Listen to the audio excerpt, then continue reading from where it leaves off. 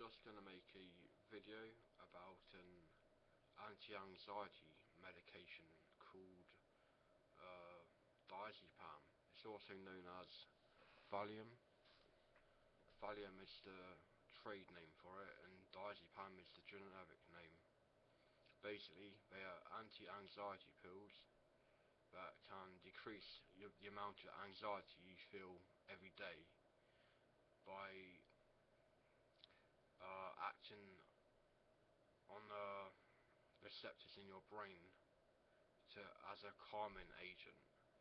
And as these work, you slowly build up a tolerance to them. I say slowly, you actually build up the tolerance pretty quickly.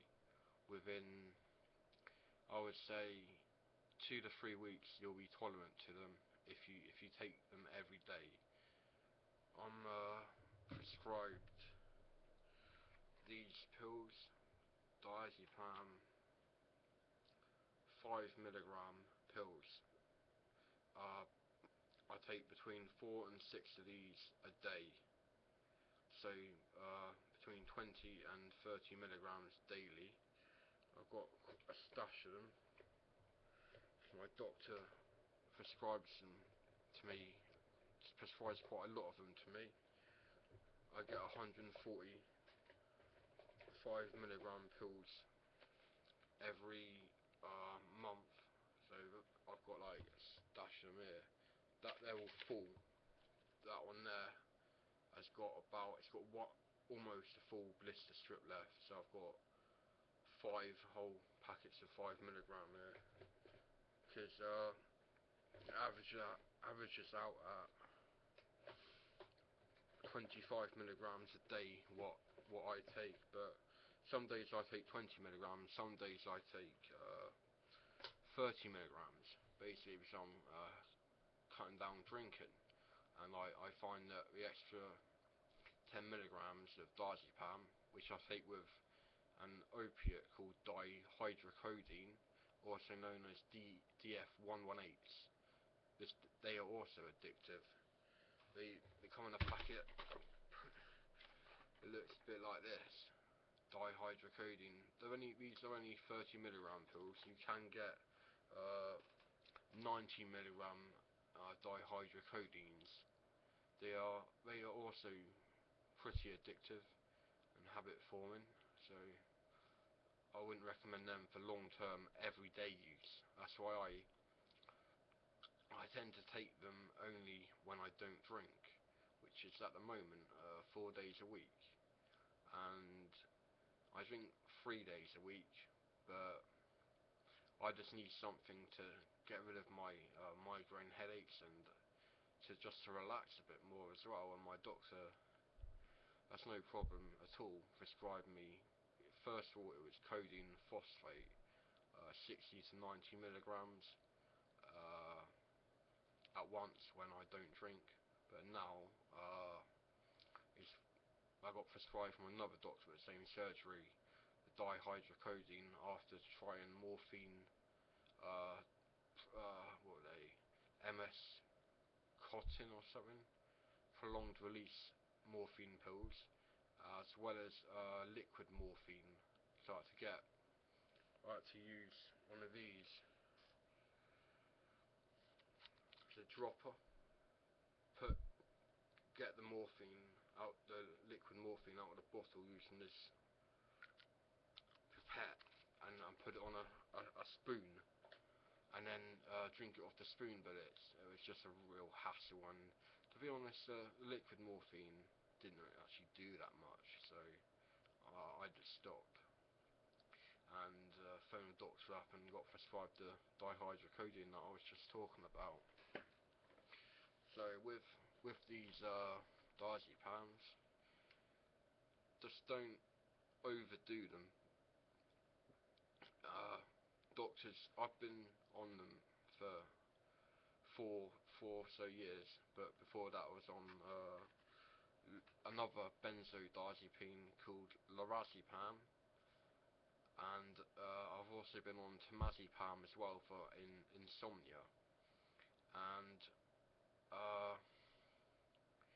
now for insomnia I take Zopiclone, which is just a mild sleeping tablet, but it does help quite a lot. Now onto the main subject of diazepam.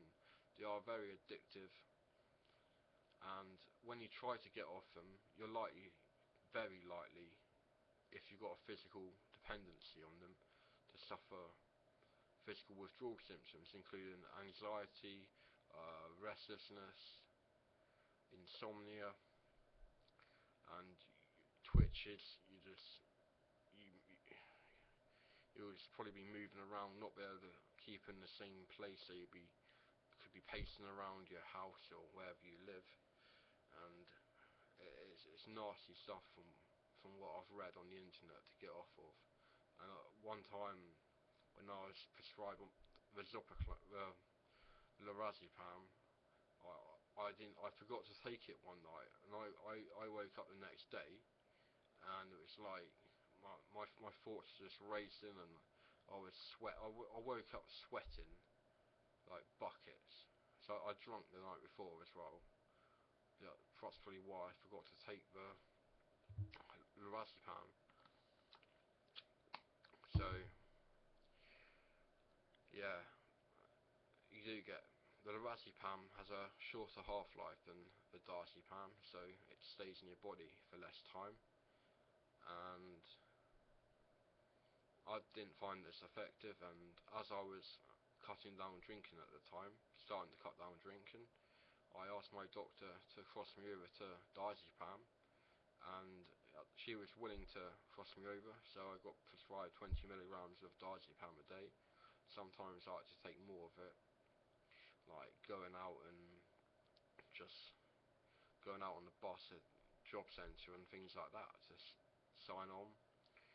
I got really anxious and stuff, like on the bus and walking around the town, so I had to take some extra diazepam, or occasionally I had to take a bit of zopiclone or something just to calm my nerves down, and that worked, but it's not ideal by any means. I wouldn't do it again.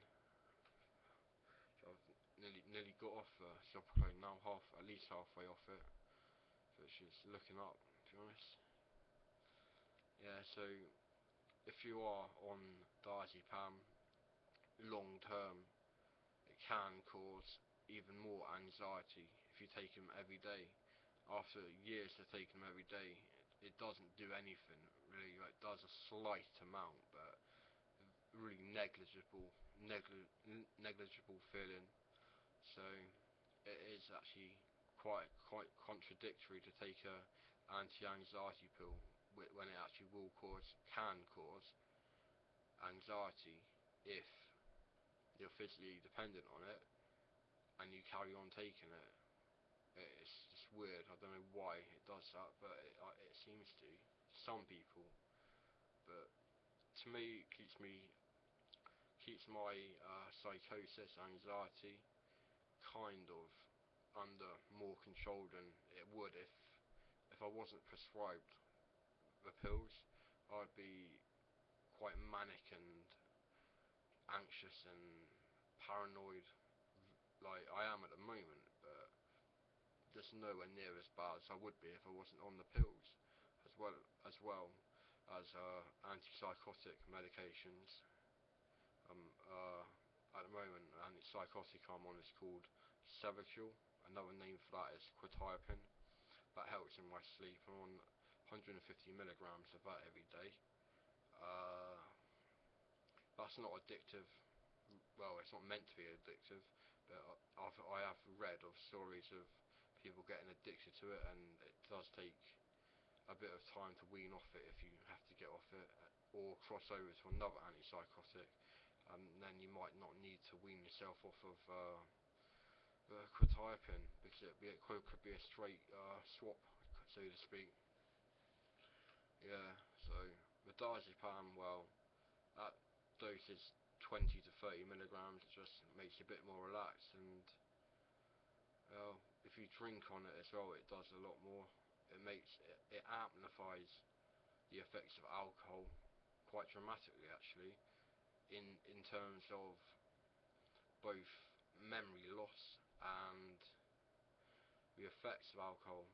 the depressive effects of alcohol. It will depress the central nervous system a lot more whilst taking the diazepam and drinking on diazepam. That's what I found anyway.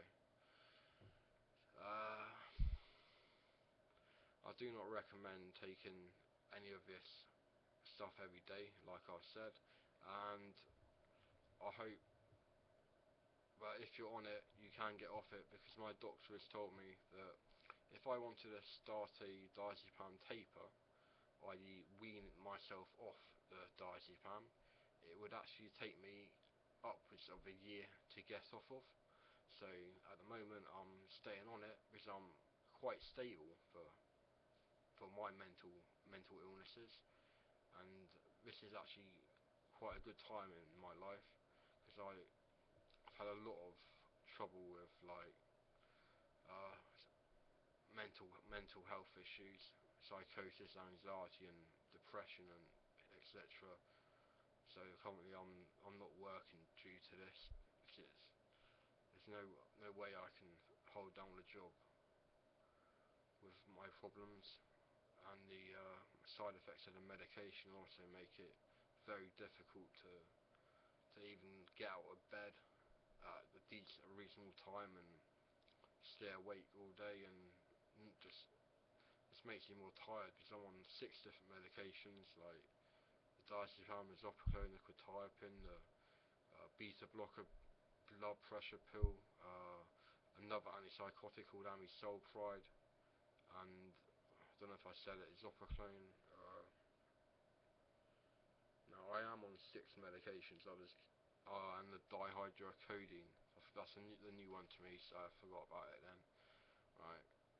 So I hope this video helps you out if you're experiencing any difficulties in getting off diazepam, or wanting to know more about it. If you have any questions, just feel free to comment on this video, and I will reply to you, or at least someone else will, I'm sure. I'll be happy to help you out. Thank you for watching. Have a nice day.